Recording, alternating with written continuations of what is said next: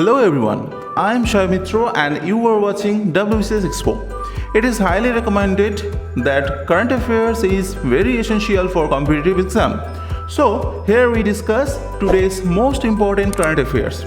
So do subscribe the channel to get daily updated current affairs.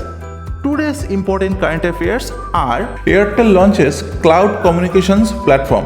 Bharti Airtel Limited has launched a cloud communications platform for businesses entering the $1 billion Indian market for such services. The homegrown platform Airtel IQ will eliminate multiple channels and allow communication on a unfilled, unified platform. With just a code, businesses can embed communication services such as voice, SMS, IVR system in their applications. Next, Indian Digital Media Association. Indian Digital Media Association has been launched on 26 October 2020. It is the country's largest conglomeration of digital media platforms. IDMA is a pro-nation, Indian-owned, Indian-edited and Indian-controlled digital news association. As a self-regulatory body, IDMA will be the eyes and ears of digital media platforms to serve as an intermediary on its behalf. Next, Accession Day, 26 October. October 26 marks the occasion of successful accession of Jammu and Kashmir to India. India is celebrating the 73rd anniversary of the Accession Day in 2020. The instrument of accession, Jammu and Kashmir, a treaty between the state of Jammu and Kashmir and India, was signed on October 26, 1947 by Maharaja Hari Singh. Lord Mountbatten accepted it a day later. Next, MAI Kamal Gyanchandani appointed as president. The Multiplex Association of India has announced the appointment of Kamal Gyanchandani, CEO, PVR Pictures, as president. Former President Deepak Ashar has decided to step down from his role. MAI is a group of cinema operators that works with regulatory bodies and industry partners nationwide to highlight opportunities and address various challenges faced by the cinema exhibition sector. Next, 64th Dharma Chakra Pravartan Day. In Maharashtra, 64th Dharma Chakra Pravartan Day was celebrated at Nagpur Holy Diksha Bhumi on 25th October 2020. Dharma Chakra Pravartan Day, also called Dharma Diksha Day, is one of the special festivals of Buddhist families across the world. On this day, local Buddhist and Ambedkarite families come together at the Diksha Bhumi Nagpur to take refuge to Buddha, Dhamma and Sangha. Next, UP government secures first rank under a scheme. UP government has secured the first rank in PM Atmanirbhar Nidhi scheme by approving the highest number of loans under the scheme in the country.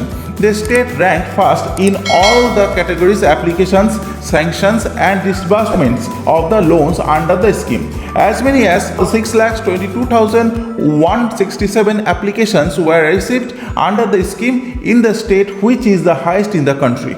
Next, Bangladesh seeks supports from World Bank. Bangladesh has sought $50 million support from the World Bank for COVID-19 vaccine in the country. It will use this money for procurement, preservation, transportation and distribution of the vaccine. The amount is in addition to the funds allocated by the World Bank under IDA 19 for Bangladesh in the current financial year. Next, no masks, no service policy in Bangladesh. The Bangladesh government has decided that no mask service will be provided to people who don't wear masks. The cabinet meeting chaired by Prime Minister Sheikh Hasina decided that no one will be allowed to enter offices without a mask. It decided that all offices must install notice boards saying no masks, no service in order to control the spread of COVID-19 virus in the country. Next, National Conference on Vigilance. Prime Minister Narendra Modi will inaugurate the National Conference on Vigilance and Anti-Corruption on the theme of Vigilant India, Prosperous India on 27 October 2020. The Central Bureau of Investigation organized this national conference coinciding with Vigilance Awareness Week, which is observed in India every year from 27th October to 2nd November 2020. Next, Phase 7 of Vande Bharat mission to begin. Civil Aviation Minister Hardeep Singh Puri has informed that the Phase 7 of Vande Bharat mission will begin from 29 October 2020. There will be more destinations, flights and bubble arrangements. International travel of more than 2.7 million people has been facilitated till now through the mission. 4,322 people came to India from abroad on 25th October 2020. Next, Rokla named square after H.R. Bachchan. The City Council of Wrocław, Poland has named a square after Amitabh Bachchan's father Harivansh Rai Bachchan as a tribute to the late poet. The Bollywood icon shared the news on his verified Instagram account.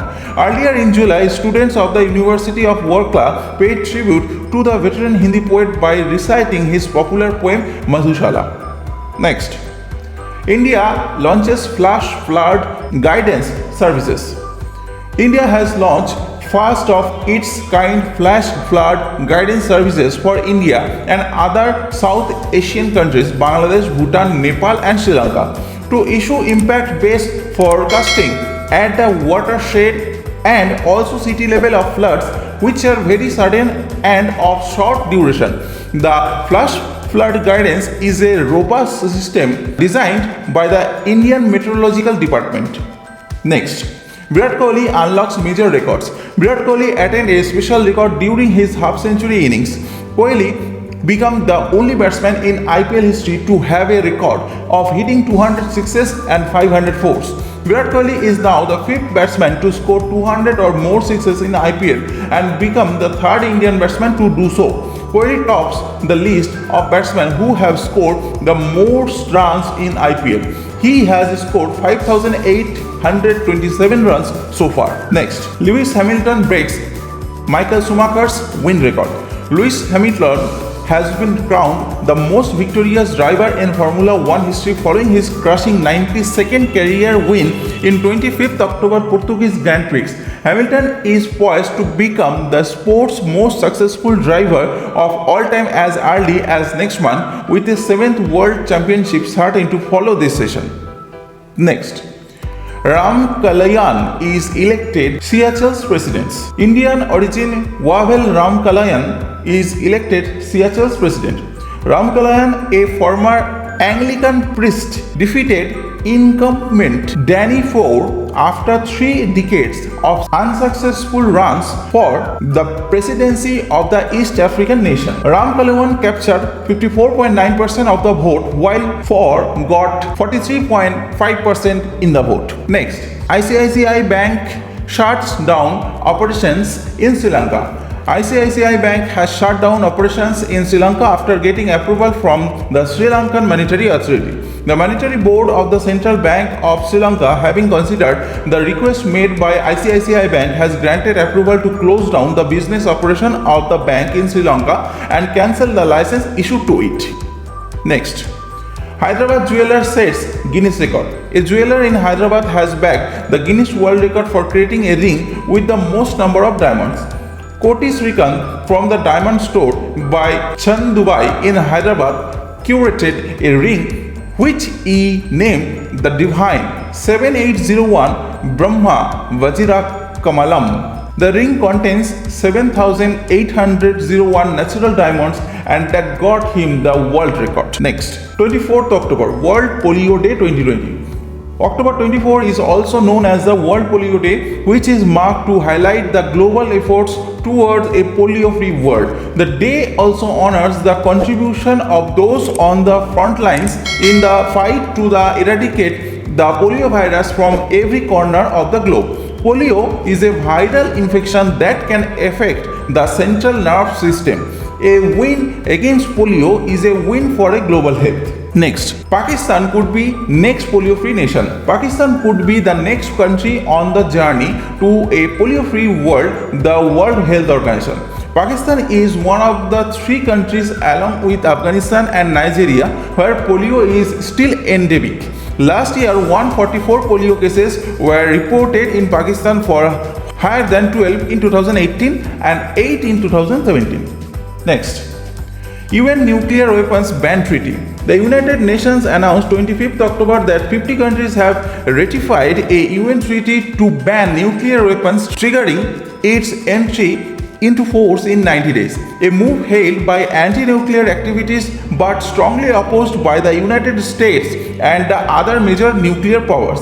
The treaty had 49 signatories, and UN officials said the 50th ratification from Honduras had been received. So, these are the most important current affairs of the day. I hope it helps you a lot. Please like this video, share your love, comment on this video, and please subscribe the channel.